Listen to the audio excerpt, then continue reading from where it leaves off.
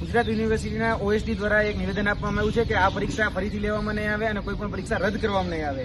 એટલે આ જે મનસ્વી નિર્ણય છે અને તુગલકી જે નિર્ણય છે એનો અમે વિરોધ કરી રહ્યા છે. કેમ કે હજી જે ઘટના બની છે સરખેજની જે સ્કૂલ ખાતેની, એ સ્કૂલ ખાતેની ઘટનામાં હજી સુધી તપાસ નથી થઈ અને સીધો જ નિર્ણય આપી દેવો એ કેટલો વ્યાજબી. જો ખરેખર પાકસાફ અને ઈમાનદારીથી ગુજરાત યુનિવર્સિટીએ પોતાની જવાબદારી નિભાવી હોય તો પહેલા તો તપાસ કરે.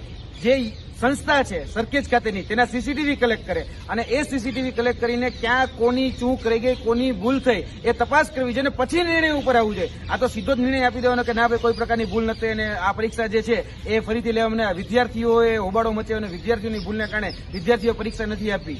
એટલે આ બધું જ વિદ્યાર્થી ઉપર ઢોળી દેવું એ કેટલું યોગ્ય છે. હવે વિદ્યાર્થી કઈ રીતે પરીક્ષા આપે? તમે અહીંયા જોવો છો કે ભાઈ વિદ્યાર્થી છે તો વિદ્યાર્થીનો જે સીટ નંબર છે એ 300 એમાં ફેર છે. એટલે વિદ્યાર્થીનો બેઠક ક્રમાંક અને વિદ્યાર્થી પાસે જે OMR છે એમાં તો